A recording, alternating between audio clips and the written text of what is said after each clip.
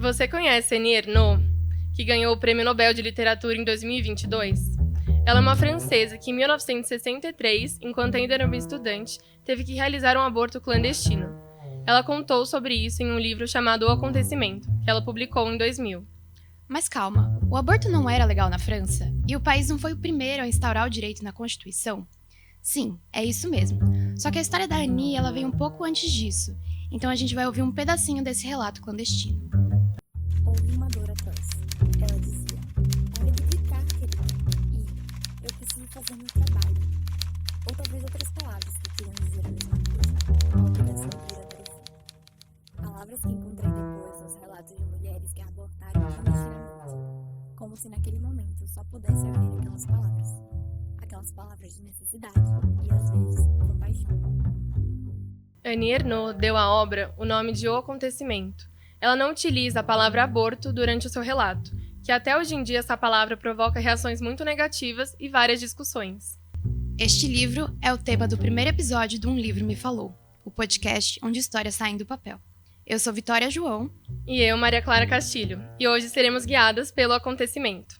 Esse livro traz muitas questões referentes ao aborto, e a partir dele nós discutiremos o aborto no Brasil, seu processo de descriminalização, sua inclusão na Constituição francesa e também no ano passado, quando o STF abriu uma ação para começar a discutir sobre a descriminalização aqui no nosso país.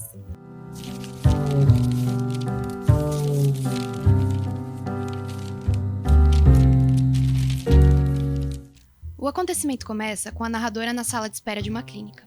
Ela observa todos que passam por ali. Uma mulher loira, um jovem negro, ninguém fala nem se mexe. De repente vem à mente da narradora uma cena que ela não consegue parar de lembrar. Um sábado no 1 de julho, os movimentos do amor, a ejaculação. Era por causa dessa cena, esquecida por meses, que eu estava ali. O enlace e a gesticulação dos corpos me soavam como a dança da morte. Durante o livro inteiro, a jovem narradora se sente muito culpada por ter engravidado. Ela, com apenas 23 anos e ainda na faculdade, não consegue acreditar no que está acontecendo com ela. Ela conta ao pai do filho sobre a situação, ele ri e despreza. Diz que ele mesmo pode enfiar uma sonda em seu corpo e retirar o bebê. Por isso a narradora decide sozinha buscar uma solução para o seu problema, o que acontece com muitas outras mulheres. Milhares de moças subiram uma escada, bateram numa porta atrás da qual havia uma mulher de quem nada sabiam, a quem confiariam seu sexo e seu ventre. E essa mulher, a única pessoa capaz de fazer o sofrimento passar, abria a porta de avental e chinelo de estampa de bolinhas, um pano de prato na mão. Pois não, senhorita? A narradora conta que quando chegou ao consultório da senhora PR, ela foi recebida na porta e logo viu uma bacia com água fervendo com os instrumentos que seriam utilizados no seu procedimento. A senhora poupava conversas, e Annie, quando gritava de dor e chorava durante o aborto, a mulher pedia para ela se calar. Apesar disso, Annie é grata. Tenho a impressão de que aquela mulher em atividade plena me fez nascer. Eu matei a minha mãe naquele momento. Então vamos ao contexto. O aborto é descriminalizado na França desde 1975, quando foi aprovada a Lei Simone Veil. A legislação permite que as mulheres se submetam ao procedimento até a 14ª semana de gestação. Já no último dia 4 de março, a prática garantiu proteção constitucional, ou seja, a justiça não pode interferir nos casos de abortos realizados no país. Uma situação muito diferente da do Brasil. Assim como nos relatos de Annie dos anos 60 na França, muitas mulheres abortam de forma legal ou não aqui no Brasil. Segundo dados da Pesquisa Nacional do Aborto, 1 em cada 7 mulheres com idade próxima a 40 anos já fizeram algum aborto em suas vidas. E como acontece aqui no nosso país? Em que situações eu posso escolher abortar? No Brasil, o aborto é permitido em 3 casos: quando a gravidez é decorrente de estupro, quando o feto é anencéfalo ou quando a gravidez apresenta algum risco à saúde da mulher. Nós chamamos a enfermeira Lourivânia Prado, do Centro de Referência no Atendimento Infanto-Juvenil em Aracaju, o CRAI. Lá, ela realiza o aborto em mulheres que foram vítimas de violência sexual. Para isso, nós trouxemos um trecho da entrevista realizada com ela. Ele tem 100% SUS, né? Ele atende por demanda espontânea ou demanda regulada, né? Então, é um serviço de porta aberta, onde recebemos as pacientes, tanto crianças, adolescentes, e para interrupção também é a mesma equipe médica que faz a interrupção de mulheres de qualquer faixa etária.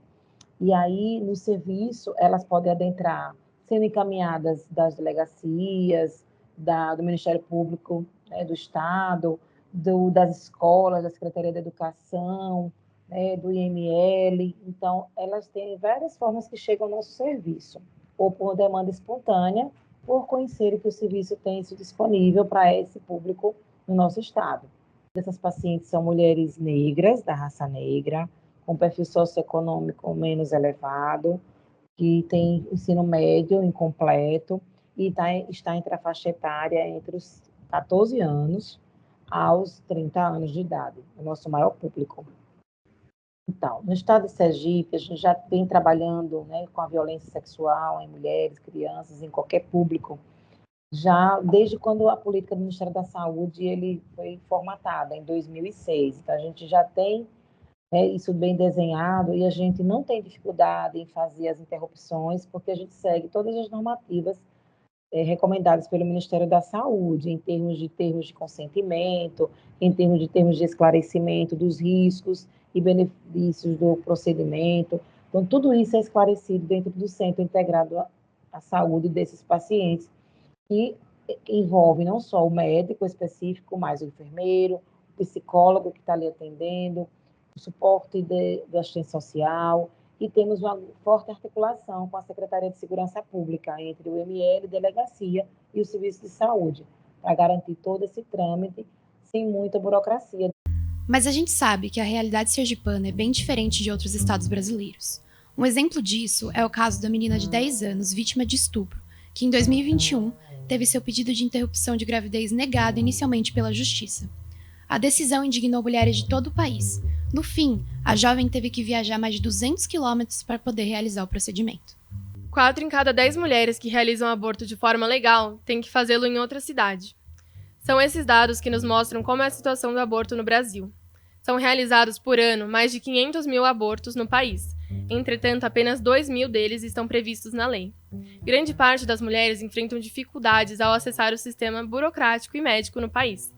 Segundo a Pesquisa Nacional do Aborto, 43% das mulheres que realizam o procedimento têm que ser hospitalizadas depois. E para conversar com a gente um pouco sobre essa situação, nós vamos chamar Carla Angelini, graduada em Serviço Social, ativista pelos direitos reprodutivos das mulheres e membro do grupo Católicas pelo Direito de Decidir. Obrigada por aceitar nosso convite, Carla. Se você quiser se apresentar melhor também, pode... Obrigada. Sinta-se à vontade. Obrigada pelo convite, um prazer estar aqui conversando sobre esse tema tão urgente para nós. Bom, meu nome é Carla Angelini, eu sou argentina, eu estou morando aqui há vários anos.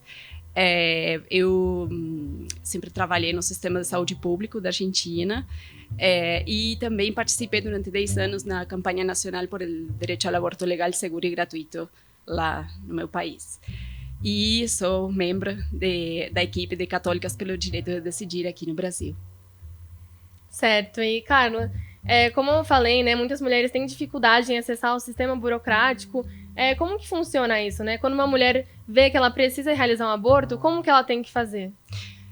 Então, como vocês falaram, a legislação brasileira tem alguns permissivos legais, né? O caso de estupro, quando o feto tem anencefalia e, aparentemente, assim, a lei estabelece que elas têm que ir no serviço de aborto legal e ser atendidas.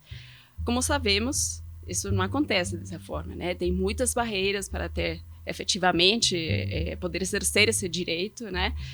Principalmente em situações de meninas, né, com gravidez decorrente de estupro, nós sabemos que tem muitas dificuldades para ter acesso, não só dentro do serviço de saúde, mas também dentro dos circuitos do judiciário, né? Por exemplo, essa juíza falando, aguenta mais um pouquinho, né? Todas essas situações de vulneração de direitos que não sabemos o que acontecem. Também é verdade que tem equipes de saúde muito comprometidas com essas situações, que trabalham todos os dias para reforçar esses circuitos, né, dentro dos serviços de aborto legal. Mas a gente sabe também que estamos num momento que, em alguns estados, o que vemos um apagamento da política nesse sentido, né? O fechamento do hospital Vila Nova Cachoeirinha é um exemplo disso, né? Da política pública se retraindo e assim vulnerando direitos de mulheres, meninas e pessoas que gestam. Certo. E você que trabalhou, né, no sistema de serviço público de saúde na Argentina, como que foi trabalhar lá? Você atendia várias mulheres também na situação da autora do livro? Efetivamente, né? Nós recebíamos muitas mulheres. Antes da lei, na verdade, apareciam muitas situações com complicações de saúde muito graves por não ter acesso ao serviço de aborto legal, né? Então, vocês falaram da clandestinidade, né? Tudo que implica falar de clandestinidade, no sentido de não poder falar sobre aborto, ter que tentar ter acesso a esses serviços de forma irregular, tudo isso cria, né, todo um estigma em relação ao aborto. Então, por exemplo, recebíamos mulheres que não queriam contar o que tinham feito, porque sabiam que podiam ser criminalizadas. Então, a clandestinidade só reforça essa vulnerabilidade das mulheres.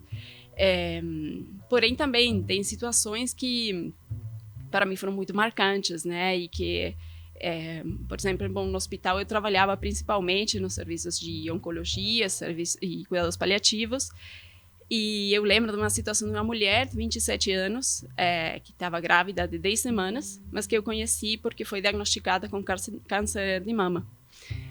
Então, foi informada, né, dos tratamentos que estavam disponíveis, mas que eram muito invasivos e, portanto, mulheres grávidas estavam contraindicadas, né? Então, eu lembro essa entrevista com ela porque ela falava isso, era uma gravidez desejada, sabe? Ela foi planejada e ela falava isso, eu não quero morrer, eu quero ter minha filha e quero ver crescer minha filha, criar ela e tal. E nesse momento nós também tínhamos permissivos e ela decidiu interromper a gravidez, fez o tratamento, né? Depois ela se recuperou muito rápido e ela ficou grávida depois, né? E agora tem um filho, eu acho que já deve ter uns 8 anos. Mas para mim isso foi muito marcante, porque foi isso, né? Ela conseguiu, com autonomia, com responsabilidade, com informação, tomar uma decisão sobre a sua vida em função do seu desejo, o que ela queria para a sua vida. E isso foi possível porque tinha uma lei que garantia isso, né? E, portanto, uma política pública de acompanhamento, de acolhimento. Esse momento de muita vulnerabilidade para ela, ela conseguiu atravessar esse momento de outra forma, né? Acompanhada, com uma equipe de saúde disponível. Então, para mim foi muito marcante nesse sentido. Foi ver como uma pessoa pode tomar uma decisão sobre a sua vida com autonomia e em condições de segurança, né? De uma forma segura. Isso é muito importante, Muito né? A emocionante pessoa mesmo. tomar essa decisão e ser amparada, né? Ter apoio psicológico, apoio médico, né? Exato. E você percebe, assim, uma grande diferença entre a questão, o panorama do aborto na Argentina e aqui no Brasil? Bom, claramente, eu acho que a legalização do aborto na Argentina foi um marco, assim, né? E realmente muda a realidade das mulheres, das pessoas que gestam. Nesse sentido, eu acho que tem uma mudança grande, né? Uma diferença grande com o Brasil. Porém, eu acho que a legalização também traz alguns desafios, que é depois monitorar a implementação da lei, que é, o que acontece realmente, as mulheres podem exercer esse direito, né? E aqui no Brasil, a gente que trabalha com esses permissivos, o que nós vemos, sempre nos falamos de fazer leituras interseccionais, né? Como que raça, gênero, classe social, idade, todas essas dimensões da vida vão se articulando e dão uma configuração particular às situações das mulheres. Então, por exemplo, né, nós sabemos que a clandestinidade afeta muito mais as mulheres negras, mulheres periféricas, a meninas com gravidez decorrente de estupro. Então, a gente tem que ter esse olhar para poder também pensar em respostas que realmente abordem, não, essas situações, né? De uma resposta real a essas situações. Então, nesse sentido, sim, o Brasil com o assunto dos permissivos, eu acho que os permissivos não dão conta dessa multiplicidade de situações que as mulheres atravessam, né, e que tem que enfrentar para poder fazer um aborto. E agora a gente vai abordar um pouco a religião, né? Porque as pessoas acabam associando muito o aborto a questões morais e religiosas, né? Quando na verdade a gente sabe que é uma questão de saúde pública. Por isso eu quero te perguntar, você como coordenadora de desenvolvimento institucional do grupo Católicas pelo Direito de Decidir, você já viu assim a religião sendo utilizada como justificativa para a proibição do aborto? Sim, não, a gente vê isso frequentemente. E, na verdade, nossa instituição, nossa organização, que está bem atuante no campo da religião e direitos sexuais e reprodutivos, vem trabalhando há 30 anos na construção de narrativas desde a teologia feminista. A teologia feminista por um lado, faz uma denúncia dessas opressões estruturais, nós falamos de violências estruturais, né, que as mulheres vivemos, né? E nesse sentido, nós apostamos, né, nós contribuímos, a partir dessa narrativa, em criar assim, consciência em relação ao respeito na autonomia das mulheres, das pessoas que gestam, que as tomadas de decisões têm que ser com responsabilidade, com informação, mas que sempre é uma questão singular, né? É a pessoa que é a protagonista desse momento e que tem o direito de decidir o que é melhor para ela, né, nesse momento da vida. Nesse sentido, também, eu quero destacar isso, que muito bem, vocês trazem aí a última pesquisa nacional de aborto, que é um insumo muito importante para nós, porque dá elementos para pensar como que está esse cenário atual. E essa pesquisa fala que quase 60% das mulheres e pessoas que gestam, que fizeram abortos, se identificaram como cristãs ou católicas. Portanto, mulheres de fé abortam. É uma realidade. Então, nós acreditamos isso, né? Que a religião tem um papel de acolhimento, não? E não de punição. Portanto, achamos fundamental difundir, divulgar essas narrativas, né? De acolhimento, das pessoas têm que estar acompanhadas nesse momento, não temos que punir elas, né, por tomar uma decisão sobre seus corpos, sobre suas vidas. Acho que é isso. E também católicas têm faz uma forte defesa do Estado laico. Nós achamos que é a única forma de garantir a liberdade de consciência, né? Cada pessoa tem direito, a partir das suas próprias crenças, a decidir o que quer fazer com sua vida. Sim. Agora a gente vai trazer uma referência, assim, né, nesse âmbito meio social, que é a Elisa Cafai. Uhum. Ela registrou, né, a história de mulheres brasileiras que realizaram abortos no seu documentário Incompatível com a Vida. Ela teve essa ideia depois que ela registrou todo o processo que ela também realizou um aborto, mas em Portugal. Uhum. E ela fala sobre as experiências, as mães também falam sobre as experiências que elas tiveram com a burocratização aqui no país. A gente vai achar um trechinho do documentário agora. Eles colocam uma agulhinha na sua barriga, mas ela tem um salzinho. E esse salzinho, nesse processo todo, me disseram que é um salzinho que muitas mulheres que querem fazer aborto ilegal, elas compram, por exemplo, na Praça da Sé, só que isso vem misturado com outras substâncias.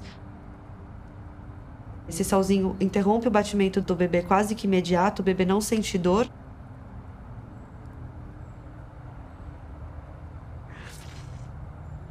E aí eu fui embora pra casa.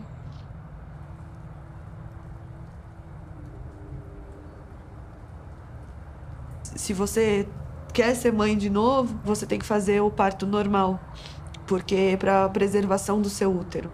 E a bebê fica ainda, pro corpo ir entendendo que existe uma vida ali que já não existe mais.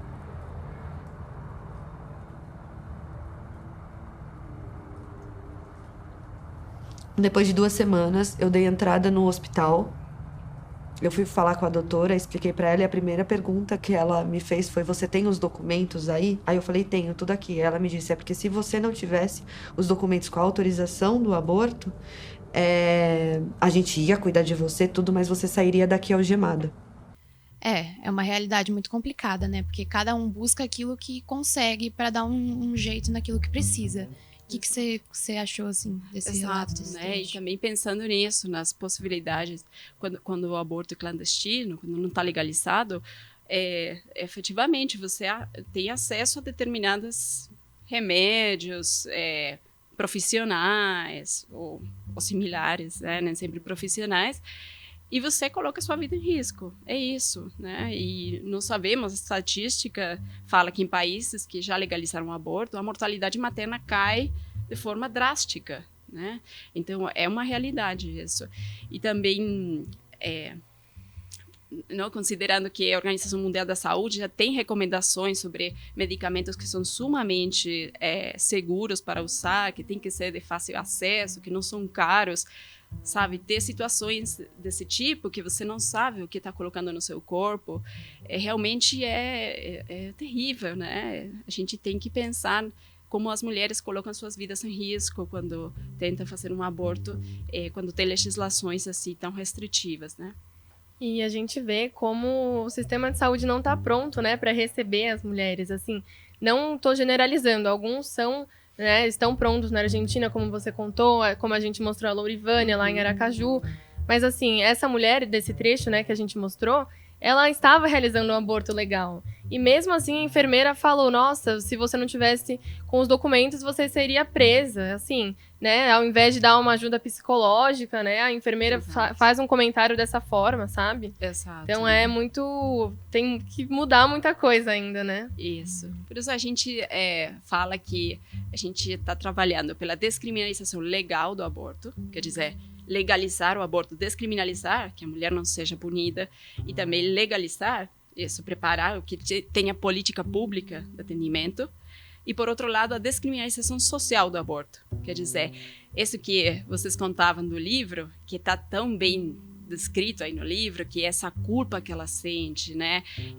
Essa sensação de desconhecimento, não sei o que vão fazer comigo, mas eu tenho que entrar ali nessa sala, porque, bom, tudo isso, esses medos, a gente fala de descriminalização social no sentido que a gente tem que falar sobre aborto. É uma realidade, é um evento que é frequente na vida das mulheres, mais do que a gente acha que é.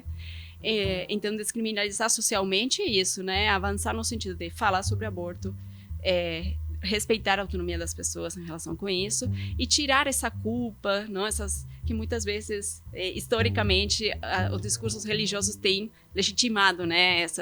Essa culpabilização das mulheres, das pessoas que gestam quando tomam essas decisões, né? Uhum.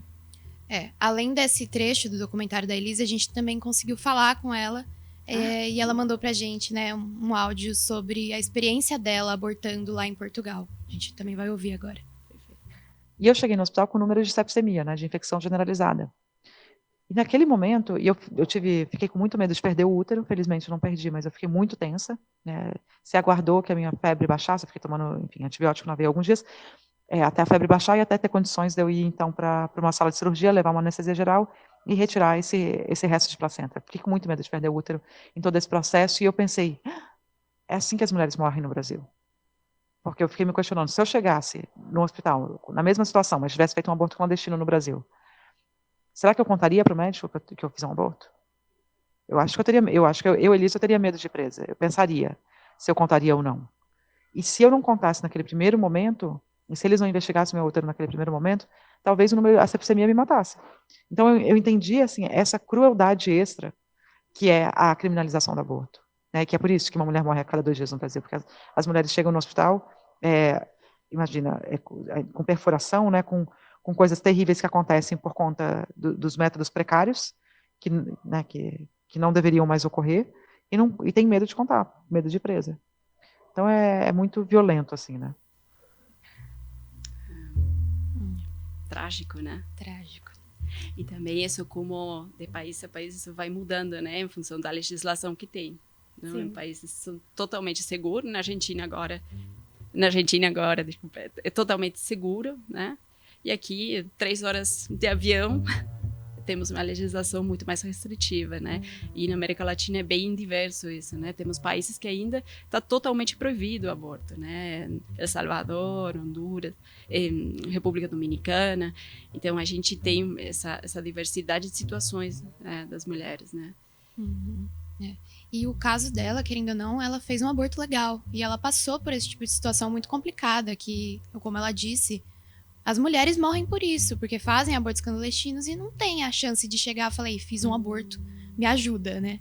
Então, para ela já foi difícil. Imagina para quem não tem esse apoio, né? Sim, corre o risco de ser presa ainda, né? Então, muitas escolhem não ir até os hospitais, né? E podem acabar morrendo.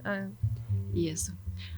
Nesse sentido, a ADPF 442, que tenta isso, avançar na descriminalização do aborto, né? Quer dizer, que as mulheres não sejam criminalizadas quando chegam num serviço de aborto, num serviço de saúde, e contam que fizeram um procedimento em casa, ou seja qual for a situação. Sim, e foi só em março de 2023 que o STJ decidiu que os médicos não podem mais denunciar as mulheres que realizam abortos ilegais, né? E, Carla, como é que você acha que eram realizadas muitas denúncias antes? Isso acontecia com muita frequência? Sim, na verdade, a estatística mostra que quem mais denunciava mulheres por ter feito abortos clandestinos são os profissionais da saúde que recebiam as mulheres no serviço de aborto nos hospitais. Então, eu acho que esse foi um avanço grande para nós, no sentido de, quem tem que acolher essa pessoa, tem que tratar essa pessoa, não pode também vulnerar esse direito de confidencialidade que tem a paciente, né, que tem a mulher, que tem a pessoa que gesta, e denunciar ela, não, por ter feito um aborto. Então, eu acho que esse foi um avanço fundamental para nós. Assim como você disse, né, isso só aconteceu porque em 2014 uma moça realizou um procedimento abortivo. Quando ela foi no médico, o médico denunciou ela. Foi à justiça, ele prestou até depoimento contra ela, mas ele levou o laudo e teve toda essa questão de confidencialidade médica, e então a justiça considerou as provas ilegais. Isso. Aí acabou tendo essa decisão do STF, né? Isso. Mas essa realidade, né, conservadora do aborto no Brasil pode estar prestes a mudar, né? Como a gente sabe, no ano passado, começou uma ação no STF que busca descriminalizar o aborto em mulheres com até 12 semanas de gestação. E você acredita que... Quais seriam os impactos dessa descriminalização no país e nas mulheres? Bom, principalmente, eu acho que é recuperar um direito fundamental sobre a cidadania do corpo. É decidir sobre nossos corpos com autonomia, com responsabilidade. Eu acho que esse é o primeiro impacto direto que tem na vida das mulheres. E, por outro lado, eu acho que é muito interessante para quem tiver interesse de ler os argumentos que a ministra Rosa Weber usa para justificar sua votação, né? Que é justiça social. Quer dizer, ela faz toda uma argumentação baseada em dados que mostram como essas desigualdades sociais geram condições diferenciadas para as mulheres ter acesso a serviços de aborto, né? Ou fazer o procedimento de forma segura, insegura. Então, eu acho que essa leitura que ela faz é fundamental para entender qual o cenário atual no Brasil. Essas desigualdades sociais cimentam as possibilidades de cada mulher tomar essas decisões e colocar sua vida em risco ou não, né? Quem tem dinheiro, como nós sabemos, tem outras possibilidades, portanto, não coloca sua vida em risco, né? Então, eu acho que falar de justiça social nesse sentido é fundamental para entender quais são as condições nas quais se tomam essas decisões, né? E vários estudos apontaram também, né, que os países que descriminalizaram o aborto tiveram uma queda considerável nos procedimentos e hospitalizações para realizar o procedimento, o que é um pouco oposto do que as pessoas acham que vai acontecer, porque as pessoas acham que legalizou, então todo mundo vai abortar. Por que você acha que isso acontece, essa questão de diminuir esses números? Exato, isso também, né? Tem muita desinformação em relação a tudo que tem a ver com o aborto. Como é algo que não tem que ser falado, não, muita desinformação circula. Então, essa que você traz, esse dado que essa queda da mortalidade materna e também do acesso, né, da necessidade de ter acesso a esses procedimentos é real. E o Uruguai, que é um dos países que há mais tempo, né, um prazo maior desde a legalização até agora, eles mostram, esses dados estão aí, são públicos, e eu acho que tem a ver com isso, né, com uma sociedade que foi amadurecendo no sentido de segurança das práticas, eu vou falar, das práticas de saúde, né? Porque além de legalizar o aborto, eles também têm toda uma política de acesso, de garantir o acesso a contraceptivos, por exemplo. Então, é um amadurecimento de muitas questões do campo dos direitos sexuais e reprodutivos. Quando a gente fala nesse campo, sempre as políticas nós achamos que tem que ser pensadas de forma abrangente, né? Não é só o aborto, a gente é aborto e além, não? Então, quando falamos dessas condições nas quais as mulheres tomam decisões, também falamos disso, da possibilidade de ter acesso a contraceptivos, a educação sexual nas escolas. Então, é uma multiplicidade de dimensões dessa política de saúde que a gente tem que considerar, eu acho. Sim. E a Rosa Weber, né, como você disse, ela no ano passado iniciou a votação para a descriminalização do aborto, né? Isso. E o voto dela foi muito comemorado por diversas feministas, por mulheres em todo o país. E, na sua opinião, por que ela tomou essa decisão, assim, logo antes de se aposentar? Eu acho que ela já tinha mostrado um comprometimento no sentido de pautar a descriminalização, né, com anterioridade, e eu acho que foi muito importante isso, né, como um encerramento dessa carreira no STF, pautar mais uma vez a descriminalização social, legal como foi em 2018, né? Então, eu acho que deixar esse voto com essa argumentação tão potente também nos estimula, né, nos motiva as organizações sociais a continuar aí lutando pela legalização, pela descriminalização, e também a mostrar isso, né, quais são os argumentos, por que a gente quer isso, né? E eu acho que a gente sempre fala desde a materialidade da vida das mulheres. Não falamos de discursos abstratos sobre a vida, não, concretamente, as mulheres morrem. Então, o Estado tem que fazer algo com respeito a disso. Voltando nessa questão também da característica do discurso dela, né? Que ela trouxe muitos argumentos históricos em relação à legalização do aborto. Que ela comenta que a lei que penaliza o aborto é de 40, um século passado, muito antiga, onde era uma visão totalmente diferente de mundo e que as mulheres tinham direitos diferentes. Tá na hora de se mudar, né? Até porque também o Código Penal é de 40 e a pena ela pode chegar de 1 a 3 anos de prisão para a realização do aborto. Você acha que essa votação deve ser retomada? Agora com a saída, né, da Rosa Weber, como você acha que isso vai proceder? E você acha que também tem influência dessa bancada conservadora ali? Porque o Brasil, ele é um país conservador, um país familiar. Você acha que tem ali essa influência? Olha, nós estamos muito animadas com essa retomada da discussão no STF. O ministro Barroso é quem tem que, né, trazer de novo a pauta da discussão. Quando a gente fala de responsabilidades em relação à defesa da vida em geral, né, das mulheres, das pessoas que gestam, nós falamos do Estado. O Estado tem que garantir. O Estado são os 3 poderes. O executivo, o legislativo e o judiciário também.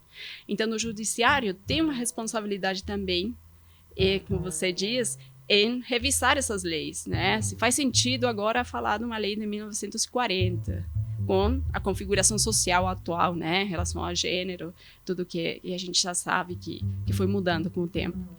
E em relação a essa, também sabemos que o Congresso tem uma configuração conservadora, né, maioritariamente conservadora, que é contrária à legalização do aborto, à descriminalização, e que está tentando derrubar tudo aquilo que o STF está tentando avançar. Então, a gente também está atenta, né, nesse sentido, para ver quais são as tensões, quais são as relações de força entre os poderes, né? Porque essas relações de força terminam impactando de forma direta na vida nossa, das mulheres. Então, a gente tem que ficar muito... não olhar assim bem de perto o que está acontecendo. E em relação a esse olhar um pouco mais conservador do povo brasileiro, olha, tem uma pesquisa de opinião que foi esse ano passado foi publicada, que diz que os 52% do povo brasileiro é contrário à descriminalização do aborto. E assim, a gente diria, bom, que pena para nós, porque é um monte, né? Mais da metade da população.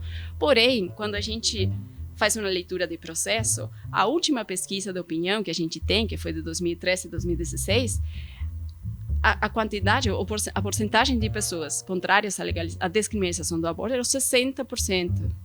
Quer dizer, foi diminuindo. Então, a descriminalização social, esse que fala discriminação social do aborto, está avançando. Quer dizer, cada vez mais pessoas compreendem que as mulheres não têm que ser punidas por fazer, né, abortos. Então, eu acho que isso também é esperançador, no sentido de que, bom, nossas campanhas, tudo que a gente tenta mostrar está tendo aí um resultado positivo, né? Eu acho que é essencial a gente falar sobre, né, uma conversa como a que a gente está tendo hoje. Eu acho que é a partir disso, né, a partir da informação, da educação, que a gente vai conseguir mudar essa situação, né, no nosso país. Exato, sim. E nesse sentido, vocês também traziam. Trouxeram. Vícios do espanhol. Não, que vocês também trouxeram esse elemento, né, da Constituição da França, que é um bom elemento para pensar, né, em como os cenários políticos de cada país são diferentes, né? E o que está acontecendo nos Estados Unidos, quando derrubaram Roe vs. Wade, e todo esse avanço, né, do neoconservadorismo. Então, eu acho que aí a gente tem que aprender duas coisas. Por um lado, que os direitos conquistados não estão garantidos eternamente.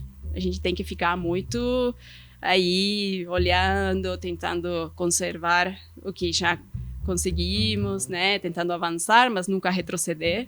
E, por outro lado, eu acho que um chamamento também aos movimentos sociais, né, organizações como a nossa, que está articulada em frentes, em movimentos sociais, que nós temos uma responsabilidade nesse sentido de cobrar os governos, né, que façam política pública, que avancem no reconhecimento de direitos. Então, nosso papel também é importante nesse sentido, eu acho. Carla, é isso. Se você quiser falar alguma coisa, dar um último comentário. Tá, eu gostaria de parabenizar vocês por esse projeto. Obrigada. Eu acho maravilhoso, né, trazer um livro e, a partir disso, olhar para a realidade. Eu acho que, muitas vezes, isso, as artes em geral nos mostram, né, uma expressão de tudo que está acontecendo, né, e é bom para um disparador, né, uma forma para olhar para a realidade. E realmente, para mim, é um prazer estar aqui falando sobre um tema tão importante para nós, que tem a ver com a cidadania dos nossos corpos, sobre viver com mais liberdade. Sim. Na verdade, é isso que a gente quer. Com prazer certeza. é nosso, né? Receber você é muito importante aqui, né? Muito obrigada. As opiniões sobre a legalização do aborto ainda causam grandes debates na sociedade. Aqueles que defendem a descriminalização dizem que ser ilegal fere o direito das mulheres sobre elas mesmas. Já aqueles que ainda acreditam que o aborto é um ato criminoso, acreditam que o feto é vivo desde o momento em que ele é concebido. Esse é o nosso primeiro episódio do nosso podcast Um Livro Me Falou, e é só o começo. Ele é uma realização do Pod Casper, um projeto da Faculdade Casper Libero. Esse podcast tem produção de Luísa Monte, Luísa Pojar, Maria Clara Castilho e Vitória João. A apresentação é de Vitória João e Maria Clara Castilho. As vozes adicionais que vocês ouviram são de Luísa Monte. A sonoplastia é de Agnoel Popó e a edição de mídia audiovisual é de Nilson Almeida. O episódio entrevistou Lorivânia Prado, Carla Angelini e Elisa Capai. Foram utilizados trechos do documentário Incompatível com a Vida, de Elisa Capai. Obrigada por nos escutarem até aqui e até a próxima!